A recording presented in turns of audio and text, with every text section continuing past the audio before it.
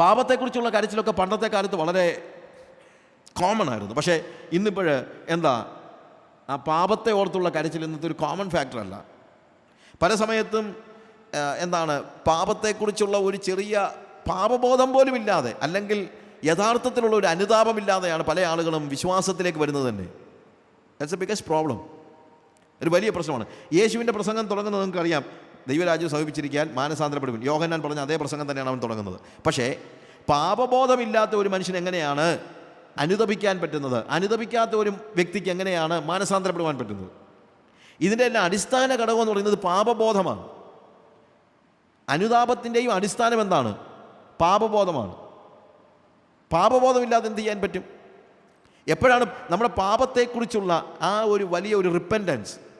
No man can repent unless he is sorry for his since.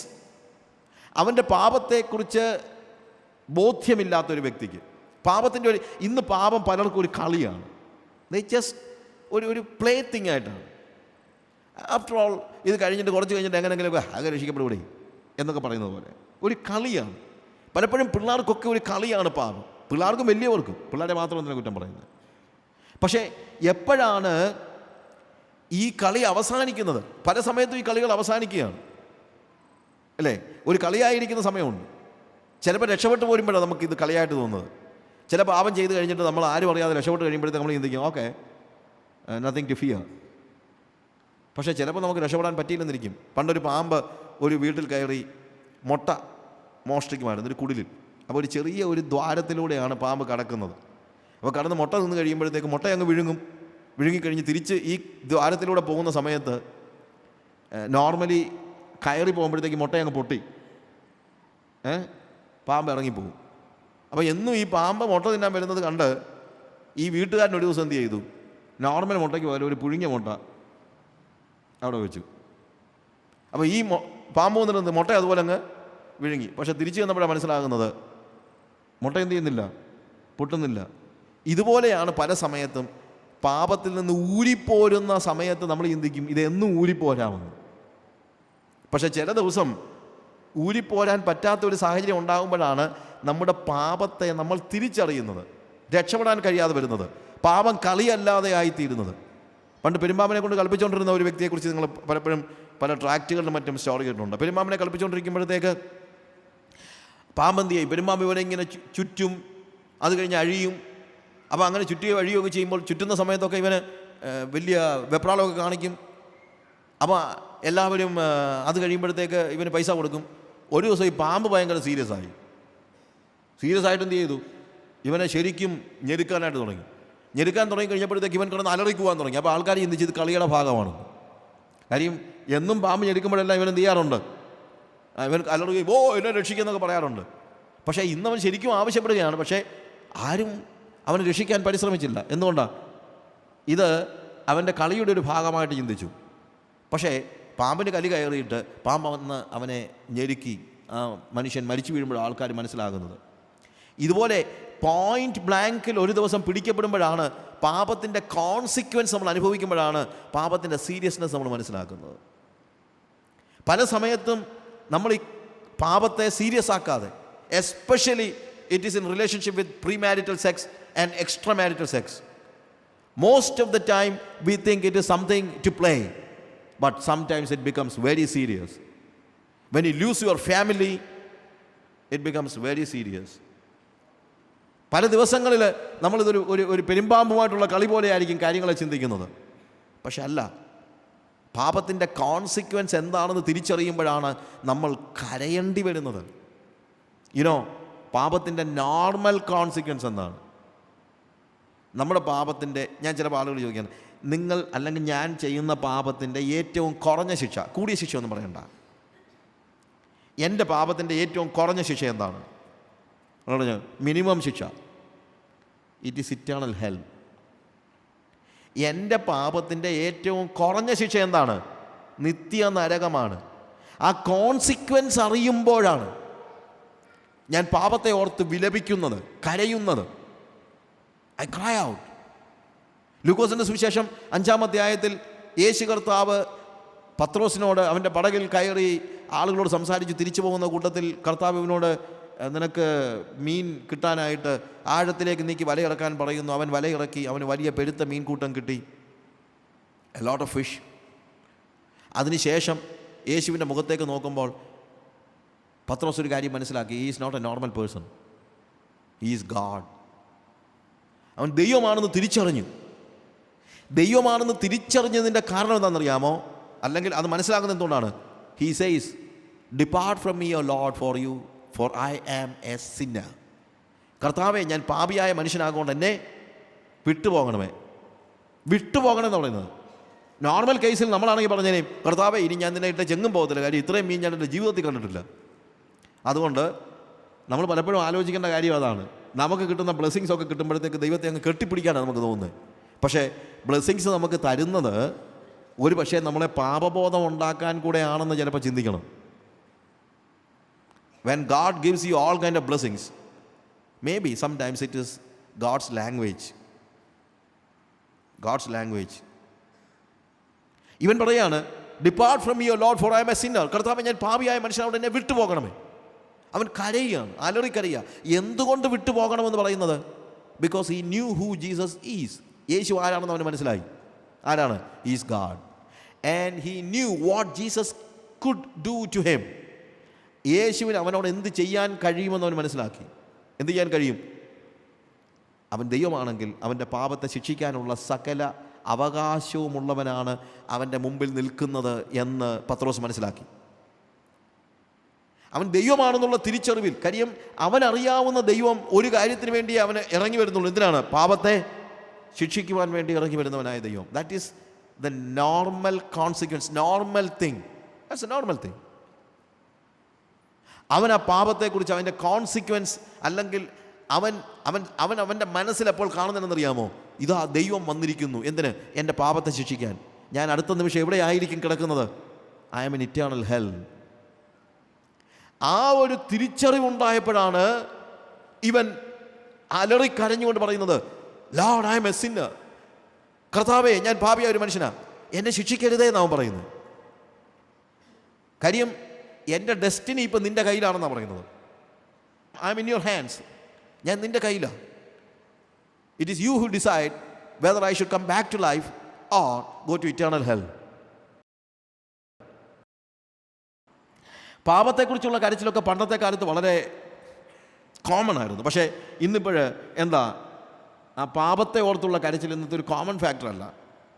പല സമയത്തും എന്താണ്, പാപത്തെക്കുറിച്ചുള്ള ഒരു ചെറിയ പാപബോധം പോലും ഇല്ലാതെ, അല്ലെങ്കിൽ യഥാർത്ഥത്തിലുള്ള ഒരു അനുതാപമില്ലാതെയാണ് പല ആളുകളും വിശ്വാസത്തിലേക്ക് വരുന്നത് തന്നെ. That's A biggest problem. ഒരു വലിയ പ്രശ്നമാണ്. യേശുവിൻ്റെ പ്രസംഗം തുടങ്ങുന്നത് നിങ്ങൾക്കറിയാം, ദൈവരാജ്യം സമീപിച്ചിരിക്കാൻ മാനസാന്തരപ്പെടുവിൻ. യോഹന്നാൻ പറഞ്ഞ അതേ പ്രസംഗം തന്നെയാണ് അവൻ തുടങ്ങുന്നത്. പക്ഷേ പാപബോധമില്ലാത്ത ഒരു മനുഷ്യൻ എങ്ങനെയാണ് അനുതപിക്കാൻ പറ്റുന്നത്? അനുതപിക്കാത്ത ഒരു വ്യക്തിക്ക് എങ്ങനെയാണ് മാനസാന്തരപ്പെടുവാൻ പറ്റുന്നത്? ഇതിൻ്റെ എല്ലാം അടിസ്ഥാന ഘടകം എന്ന് പറയുന്നത് പാപബോധമാണ്. അനുതാപത്തിൻ്റെയും അടിസ്ഥാനം എന്താണ്? പാപബോധമാണ്. പാപബോധമില്ലാതെ എന്ത് ചെയ്യാൻ പറ്റും? എപ്പോഴാണ് നമ്മുടെ പാപത്തെക്കുറിച്ചുള്ള ആ ഒരു വലിയ ഒരു repentance? No man can repent unless he is sorry for his sins. അവൻ്റെ പാപത്തെക്കുറിച്ച് ബോധ്യമില്ലാത്തൊരു വ്യക്തിക്ക്, പാപത്തിൻ്റെ ഒരു, ഇന്ന് പാപം പലർക്കും ഒരു കളിയാണ്. ജസ്റ്റ് ഒരു പ്ലേ തിങ് ആയിട്ടാണ്. ആഫ്റ്റർ ഓൾ ഇത് കഴിഞ്ഞിട്ട് കുറച്ച് കഴിഞ്ഞിട്ട് എങ്ങനെയെങ്കിലും ആകെ രക്ഷിക്കപ്പെടൂടെ എന്നൊക്കെ പറയുന്നത് പോലെ ഒരു കളിയാണ്. പലപ്പോഴും പിള്ളേർക്കൊക്കെ ഒരു കളിയാണ് പാപം. പിള്ളേർക്കും വലിയവർക്കും. പിള്ളേരെ മാത്രം എന്തിനാണ് കുറ്റം പറയുന്നത്? പക്ഷേ എപ്പോഴാണ് ഈ കളി അവസാനിക്കുന്നത്? പല സമയത്തും ഈ കളികൾ അവസാനിക്കുകയാണ്, അല്ലേ? ഒരു കളിയായിരിക്കുന്ന സമയമുണ്ട്. ചിലപ്പോൾ രക്ഷപ്പെട്ട് പോരുമ്പോഴാണ് നമുക്കിത് കളിയായിട്ട് തോന്നുന്നത്. ചില പാപം ചെയ്ത് കഴിഞ്ഞിട്ട് നമ്മൾ ആരും അറിയാതെ രക്ഷപ്പെട്ട് കഴിയുമ്പോഴത്തേക്ക് നമ്മൾ ചിന്തിക്കും, ഓക്കെ, നത്തിങ് ടു ഫിയർ. പക്ഷേ ചിലപ്പോൾ നമുക്ക് രക്ഷപ്പെടാൻ പറ്റിയില്ലെന്നിരിക്കും. പണ്ടൊരു പാമ്പ് ഒരു വീട്ടിൽ കയറി മുട്ട മോഷ്ടിക്കുമായിരുന്നു, ഒരു കുടിലിൽ. അപ്പോൾ ഒരു ചെറിയ ഒരു ദ്വാരത്തിലൂടെയാണ് പാമ്പ് കടക്കുന്നത്. അപ്പോൾ കടന്ന് മുട്ട നിന്ന് കഴിയുമ്പോഴത്തേക്ക് മുട്ട അങ്ങ് വിഴുങ്ങിക്കഴിഞ്ഞ് തിരിച്ച് ഈ ദ്വാരത്തിലൂടെ പോകുന്ന സമയത്ത് നോർമലി കയറി പോകുമ്പോഴത്തേക്ക് മുട്ട അങ്ങ് പൊട്ടി പാമ്പ് ഇറങ്ങിപ്പോകും. അപ്പോൾ എന്നും ഈ പാമ്പ് മുട്ട തിന്നാൻ വരുന്നത് കണ്ട് ഈ വീട്ടുകാരൻ ഒരു ദിവസം എന്ത് ചെയ്തു? നോർമൽ മുട്ടയ്ക്ക് പോലെ ഒരു പുഴുങ്ങിയ മുട്ട അവിടെ വെച്ചു. അപ്പോൾ ഈ പാമ്പ് വന്നിട്ട് മുട്ട അതുപോലെ അങ്ങ് വിഴുങ്ങി. പക്ഷെ തിരിച്ചു ചെന്നപ്പോഴാണ് മനസ്സിലാകുന്നത് മുട്ട എന്ത് ചെയ്യുന്നില്ല, പൊട്ടുന്നില്ല. ഇതുപോലെയാണ് പല സമയത്തും പാപത്തിൽ നിന്ന് ഊരിപ്പോരുന്ന സമയത്ത് നമ്മൾ ചിന്തിക്കും ഇതെന്നും ഊരിപ്പോരാമെന്ന്. പക്ഷെ ചില ദിവസം ഊരിപ്പോരാൻ പറ്റാത്തൊരു സാഹചര്യം ഉണ്ടാകുമ്പോഴാണ് നമ്മുടെ പാപത്തെ നമ്മൾ തിരിച്ചറിയുന്നത്, രക്ഷപ്പെടാൻ കഴിയാതെ വരുന്നത്, പാപം കളിയല്ലാതെ ആയിത്തീരുന്നത്. പണ്ട് പെരുമ്പാമ്പിനെ കൊണ്ട് കളിപ്പിച്ചുകൊണ്ടിരുന്ന ഒരു വ്യക്തിയെക്കുറിച്ച് നിങ്ങൾ പലപ്പോഴും പല ട്രാക്റ്റുകളിലും മറ്റും സ്റ്റോറി കേട്ടിട്ടുണ്ട്. പെരുമ്പാമ്പിനെ കളിപ്പിച്ചുകൊണ്ടിരിക്കുമ്പോഴത്തേക്ക് പാമ്പന്തി ചെയ്യും, പെരുമ്പാമ്പ് ഇവനെ ഇങ്ങനെ ചുറ്റും, അത് കഴിഞ്ഞ് അഴിയും. അപ്പോൾ അങ്ങനെ ചുറ്റുകയോ അഴിയുകയൊക്കെ ചെയ്യുമ്പോൾ ചുറ്റുന്ന സമയത്തൊക്കെ ഇവന് വലിയ വെപ്രാളമൊക്കെ കാണിക്കും. അപ്പോൾ എല്ലാവരും അത് കഴിയുമ്പോഴത്തേക്ക് ഇവന് പൈസ കൊടുക്കും. ഒരു ദിവസം ഈ പാമ്പ് ഭയങ്കര സീരിയസ് ആയിട്ട് എന്ത് ചെയ്തു, ഇവനെ ശരിക്കും ഞെരുക്കാനായിട്ട് തുടങ്ങി. ഞെരുക്കാൻ തുടങ്ങി കഴിഞ്ഞപ്പോഴത്തേക്ക് ഇവൻ കിടന്ന് അലറിക്കുവാൻ തുടങ്ങി. അപ്പോൾ ആൾക്കാർ ചിന്തിച്ച് ഇത് കളിയുടെ ഭാഗമാണ്. കാര്യം എന്നും പാമ്പ് ഞെരുക്കുമ്പോഴെല്ലാം ഇവൻ എന്ത് ചെയ്യാറുണ്ട്, ഇവൻ അലറുകയും ഓ എന്നെ രക്ഷിക്കുന്നൊക്കെ പറയാറുണ്ട്. പക്ഷേ ഇന്നവൻ ശരിക്കും ആവശ്യപ്പെടുകയാണ്. പക്ഷേ ആരും അവനെ രക്ഷിക്കാൻ പരിശ്രമിച്ചില്ല. എന്തുകൊണ്ടാണ്? ഇത് അവൻ്റെ കളിയുടെ ഒരു ഭാഗമായിട്ട് ചിന്തിച്ചു. പക്ഷേ പാമ്പിന് കലി കയറിയിട്ട് പാമ്പ് വന്ന് അവനെ ഞെരുക്കി ആ മനുഷ്യൻ മരിച്ചു വീഴുമ്പോൾ ആൾക്കാർ മനസ്സിലാകുന്നത്. ഇതുപോലെ പോയിന്റ് ബ്ലാങ്കിൽ ഒരു ദിവസം പിടിക്കപ്പെടുമ്പോഴാണ് പാപത്തിൻ്റെ കോൺസിക്വൻസ് നമ്മൾ അനുഭവിക്കുമ്പോഴാണ് പാപത്തിൻ്റെ സീരിയസ്നെസ് നമ്മൾ മനസ്സിലാക്കുന്നത്. പല സമയത്തും നമ്മൾ ഈ പാപത്തെ സീരിയസ് ആക്കാതെ, especially it is in relationship with premarital sex and extramarital sex. Most of the time we think it is something to play, but sometimes it becomes very serious. When you lose your family, it becomes very serious. പല ദിവസങ്ങളിൽ നമ്മളിതൊരു ഒരു പെരുമ്പാമ്പുമായിട്ടുള്ള കളി പോലെയായിരിക്കും കാര്യങ്ങളെ ചിന്തിക്കുന്നത്. പക്ഷെ അല്ല, പാപത്തിൻ്റെ കോൺസിക്വൻസ് എന്താണെന്ന് തിരിച്ചറിയുമ്പോഴാണ് നമ്മൾ കരയേണ്ടി വരുന്നത്. പാപത്തിൻ്റെ നോർമൽ കോൺസിക്വൻസ് എന്താണ്? നമ്മുടെ പാപത്തിൻ്റെ, ഞാൻ ചില ആളുകൾ ചോദിക്കുകയാണ്, നിങ്ങൾ അല്ലെങ്കിൽ ഞാൻ ചെയ്യുന്ന പാപത്തിൻ്റെ ഏറ്റവും കുറഞ്ഞ ശിക്ഷ, കൂടിയ ശിക്ഷ ഒന്നും പറയണ്ട, എൻ്റെ പാപത്തിൻ്റെ ഏറ്റവും കുറഞ്ഞ ശിക്ഷ എന്താണ്? മിനിമം ശിക്ഷ, ഇറ്റ് ഈസ് ഇറ്റേണൽ ഹെൽ. എൻ്റെ പാപത്തിൻ്റെ ഏറ്റവും കുറഞ്ഞ ശിക്ഷ എന്താണ്? നിത്യ നരകമാണ്. ആ കോൺസിക്വൻസ് അറിയുമ്പോഴാണ് ഞാൻ പാപത്തെ ഓർത്ത് വിലപിക്കുന്നത്, കരയുന്നത്. I cry out. ലൂക്കോസിൻ്റെ സുവിശേഷം 5-ാം അധ്യായത്തിൽ യേശു കർത്താവ് പത്രോസിനോട് അവൻ്റെ പടകിൽ കയറി ആളുകളോട് സംസാരിച്ച് തിരിച്ചു പോകുന്ന കൂട്ടത്തിൽ കർത്താവ് ഇവനോട് നിനക്ക് മീൻ കിട്ടാനായിട്ട് ആഴത്തിലേക്ക് നീക്കി വലയിറക്കാൻ പറയുന്നു. അവൻ വലയിറക്കി, അവന് വലിയ പെരുത്ത മീൻകൂട്ടം കിട്ടി, എ ലോട്ട് ഓഫ് ഫിഷ്. അതിനുശേഷം യേശുവിൻ്റെ മുഖത്തേക്ക് നോക്കുമ്പോൾ പത്രോസ് ഒരു കാര്യം മനസ്സിലാക്കി, he is not a normal person, he is God. അവൻ ദൈവമാണെന്ന് തിരിച്ചറിഞ്ഞു. ദൈവമാണെന്ന് തിരിച്ചറിഞ്ഞതിൻ്റെ കാരണം എന്താണെന്നറിയാമോ? അല്ലെങ്കിൽ അത് മനസ്സിലാക്കുന്നത് എന്തുകൊണ്ടാണ്? He says, depart from me your Lord for you, for I am a sinner. കർത്താവെ, ഞാൻ പാപിയായ മനുഷ്യനാകൊണ്ട് എന്നെ വിട്ടുപോകണമേ. വിട്ടുപോകണമെന്ന് പറയുന്നത് നോർമൽ കേസിൽ നമ്മളാണെങ്കിൽ പറഞ്ഞേനേയും, കർത്താവെ ഇനി ഞാൻ നിന്നെ ഇട്ട് ചെങ്ങും പോകത്തില്ല, കാര്യം ഇത്രയും മീൻ ഞാൻ എൻ്റെ ജീവിതത്തിൽ കണ്ടിട്ടില്ല. അതുകൊണ്ട് നമ്മൾ പലപ്പോഴും ആലോചിക്കേണ്ട കാര്യം അതാണ്. നമുക്ക് കിട്ടുന്ന ബ്ലെസ്സിങ്സ് ഒക്കെ കിട്ടുമ്പോഴത്തേക്ക് ദൈവത്തെ അങ്ങ് കെട്ടിപ്പിടിക്കാനാണ് നമുക്ക് തോന്നുന്നത്. പക്ഷേ ബ്ലെസ്സിങ്സ് നമുക്ക് തരുന്നത് ഒരു പക്ഷേ നമ്മളെ പാപബോധം ഉണ്ടാക്കാൻ കൂടെയാണെന്ന് ചിലപ്പോൾ ചിന്തിക്കണം. When God gives you all kind of blessings, maybe sometimes it is God's language. God's language.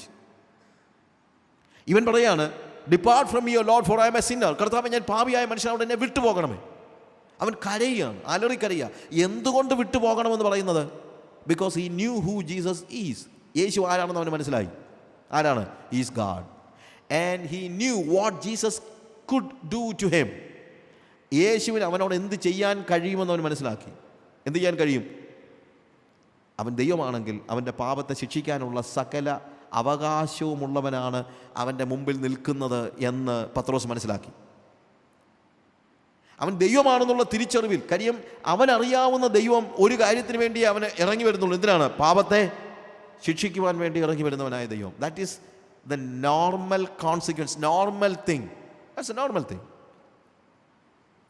അവൻ ആ പാപത്തെക്കുറിച്ച്, അവൻ്റെ കോൺസിക്വൻസ്, അല്ലെങ്കിൽ അവൻ്റെ മനസ്സിൽ എപ്പോൾ കാണുന്നതെന്നറിയാമോ? ഇതാ ദൈവം വന്നിരിക്കുന്നു. എന്തിന്? എൻ്റെ പാപത്തെ ശിക്ഷിക്കാൻ. ഞാൻ അടുത്ത നിമിഷം എവിടെയായിരിക്കും കിടക്കുന്നത്? I am in eternal hell. ആ ഒരു തിരിച്ചറിവുണ്ടായപ്പോഴാണ് ഇവൻ അലറിക്കരഞ്ഞുകൊണ്ട് പറയുന്നത്, Lord I am a sinner. കർത്താവേ, ഞാൻ പാപിയായ ഒരു മനുഷ്യനാ, എന്നെ ശിക്ഷിക്കരുതേ എന്നാണ് പറയുന്നത്. കാര്യം എൻ്റെ ഡെസ്റ്റിനി ഇപ്പം നിൻ്റെ കയ്യിലാണെന്നാണ് പറയുന്നത്. I am in your hands. ഞാൻ നിൻ്റെ കയ്യിലാണ്. It is you who decide whether I should come back to life or go to eternal hell. ജീവിതത്തിലേക്ക് മടങ്ങി വരണോ, നിത്യ നരകത്തിലേക്ക് എന്നെ തള്ളിക്കളയണോ തീരുമാനിക്കുന്ന നീയാണ്. ആ പാപത്തെ നമ്മൾ മനസ്സിലാക്കുക. പാപത്തിൻ്റെ കോൺസിക്വൻസിനെ മനസ്സിലാക്കുമ്പോൾ, ശരിയായിട്ട് മനസ്സിലാക്കിയാൽ, അലറി കരയാത്തത് ആരാണെന്ന് നിങ്ങൾ പറ. ബിക്കോസ് ഐ ടോൾഡ് യു, നമ്മുടെ പാപത്തിൻ്റെ മിനിമം ശിക്ഷ എന്താണ്? It is eternal hell. അതുകൊണ്ട് നിത്യ നരകത്തെക്കുറിച്ചുള്ള ഒരു ഗ്ലിംസ് എങ്കിലും ജീവിതത്തിൽ കണ്ടിട്ടില്ലാത്ത ഒരു വ്യക്തിക്ക് ശരിയായിട്ടുള്ള പാപബോധം ഉണ്ടായിട്ടില്ല. പാപത്തിൻ്റെ കോൺസിക്വൻസിനെ കുറിച്ച് ബോധ്യമില്ലാത്ത ഒരു വ്യക്തി ശരിയായി പാപബോധം ഉണ്ടായിട്ടുള്ള വ്യക്തിയല്ല. ഇന്നത്തെ ഒരു വലിയ പ്രശ്നം അതാണ്. No one speaks about sin. No one speaks about the consequence of sin. പാപത്തെക്കുറിച്ച് ഇന്ന് പ്രസംഗിക്കുന്നില്ല. പാപത്തിൻ്റെ കോൺസിക്വൻസിനെ കുറിച്ച് പ്രസംഗിക്കുന്നില്ല. അടുത്തതായിട്ട് പാപം ഓർത്ത് നമ്മൾ ഞാൻ പറഞ്ഞല്ലോ, പാപത്തെ ഓർത്ത് കരയാൻ തുടങ്ങുമ്പോൾ, ഫസ്റ്റ് ഓഫ് ഓൾ നമ്മൾ കണ്ടല്ലോ, എൻ്റെ പാപത്തെ അതായിട്ട് തന്നെ കണ്ട് പോയിന്റ് ബ്ലാങ്കിൽ ഞാൻ പിടിക്കപ്പെടുമ്പോൾ ഐ ക്രൈ. 2, അതിൻ്റെ കോൺസിക്വൻസിനെ കുറിച്ച് ഞാൻ ഓർക്കുമ്പോൾ ഞാൻ കരയുന്നു.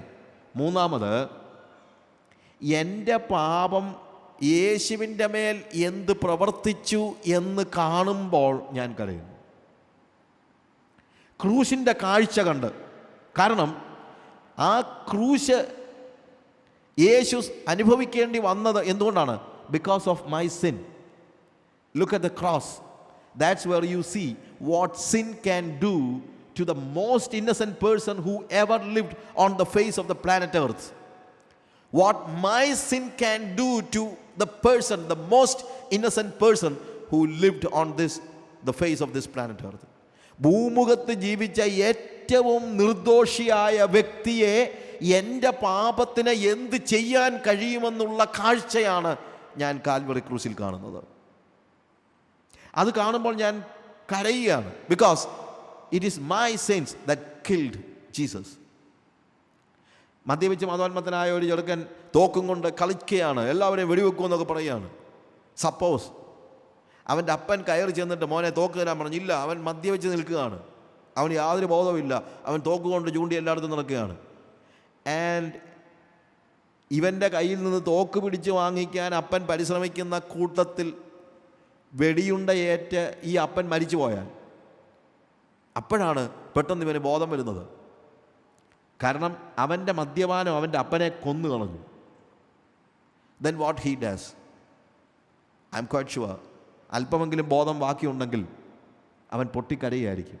കാര്യം അവൻ ഒരിക്കലും ചിന്തിച്ചില്ല, അവൻ മദ്യപിച്ച് തുടങ്ങിയപ്പോൾ ഒരിക്കലും ചിന്തിച്ചില്ല അവൻ്റെ മദ്യപാനത്തിന് അവൻ്റെ അപ്പനെ കൊല്ലാൻ കഴിയുമെന്ന്. ഇതേപോലെ തന്നെയാണ് വാസ്തവത്തിൽ യേശു കർത്താവിൻ്റെ ജീവിതത്തിൽ സംഭവിച്ചത്. This is what my sin did to Jesus. പാപം എനിക്ക് കളിയായിരുന്നു, ഞാനത് എൻജോയ് ചെയ്ത് നടക്കുകയായിരുന്നു. But one day I understood it is my sin that hit Jesus and fixed him on a cross. ഞാനാണ് യേശുവിനെ കൊന്നത്. പത്രോസിൻ്റെ പ്രസംഗത്തിൻ്റെ ഒരു കാതലായ സത്യം അതാണ്. You know what Peter says? യഹൂദന്മാരായ ആളുകൾ വന്നപ്പോഴത്തേക്ക് അവരോട് ധൈര്യത്തോടെ പറയുന്നൊരു വാക്കുണ്ട്. എന്താണെന്നറിയാമോ? നിങ്ങൾ ക്രൂശിച്ചവനായ ഈ യേശുവിനെ തന്നെ.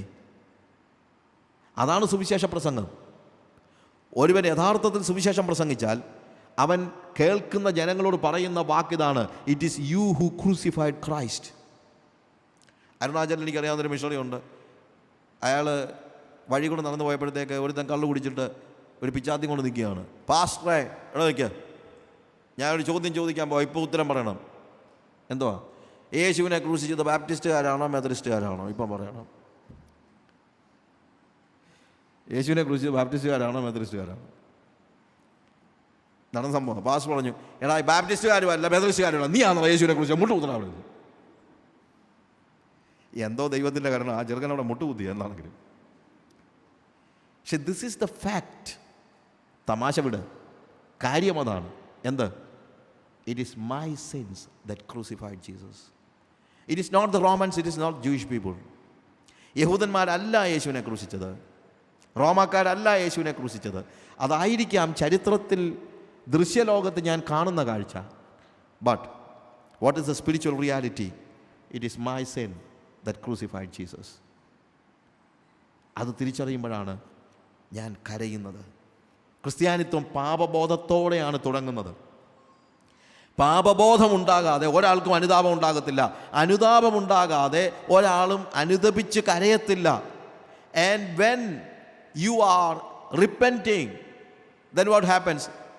ആ റിപ്പൻറ്റൻസ്, മാനസാന്തരത്തിൽ നിന്നാണ് ഒരു മടങ്ങിപ്പോക്കുണ്ടാകുന്നത്.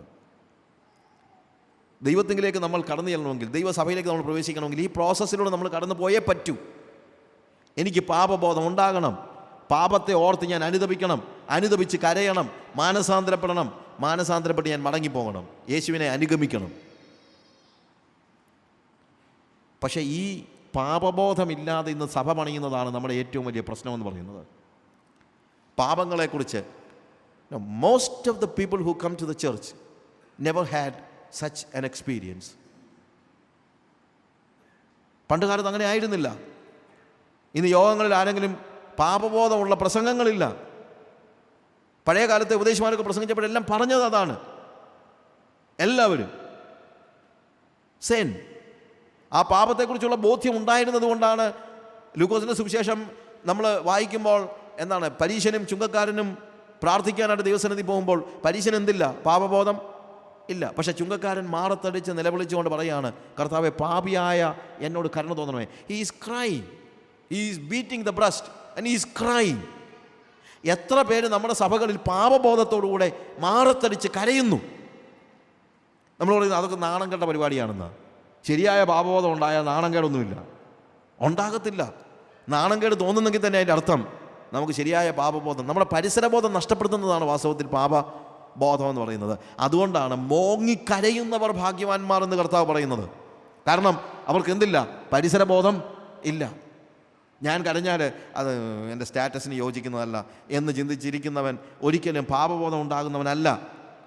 പിന്നെ എൻ്റെ പാപം യേശു കർത്താവിൽ എന്ത് ചെയ്യുന്നു എന്ന് തിരിച്ചറിയുന്നതായ അവസ്ഥ. What my sin has done to Lord Jesus Christ. Jonathan എഡ്വേർഡ്സിൻ്റെയും മറ്റും പ്രസംഗങ്ങളുടെ പ്രത്യേകത അതാണ്.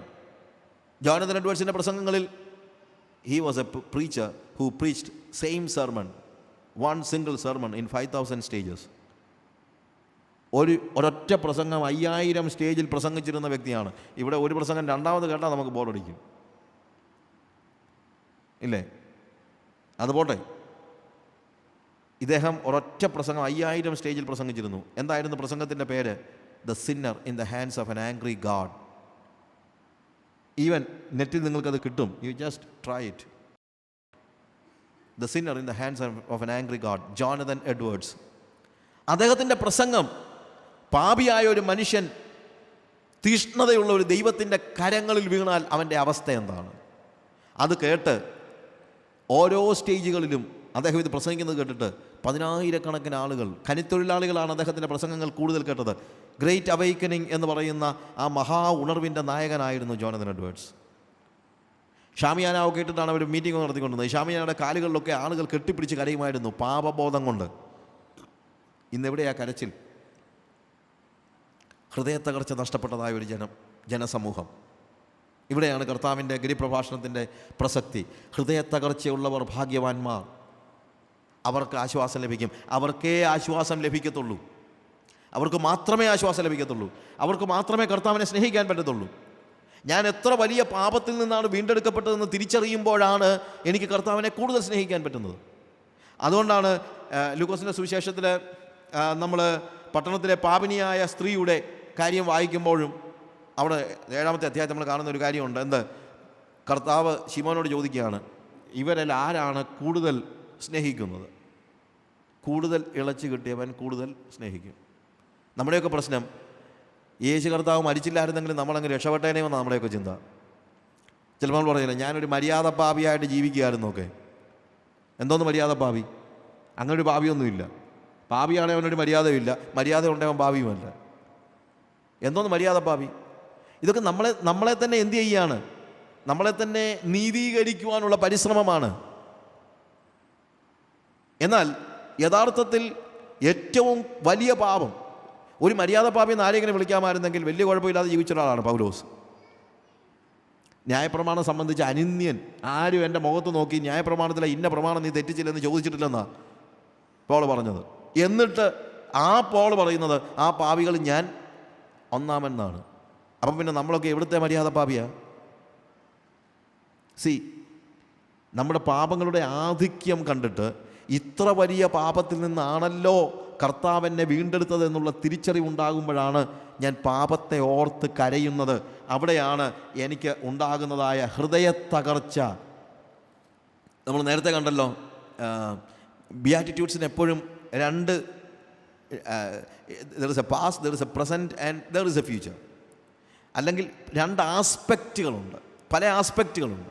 അതിലൊന്ന് നമ്മൾ പാപിയായിരുന്നപ്പോൾ അല്ലെങ്കിൽ വീണ്ടെടുക്കപ്പെടുന്നതിന് മുമ്പുള്ള നമ്മുടെ അവസ്ഥയിൽ അതിനൊരു ആപ്ലിക്കേഷനുണ്ട്. പക്ഷേ രക്ഷിക്കപ്പെട്ടതിന് ശേഷവും ഒരു ആപ്ലിക്കേഷനുണ്ട്.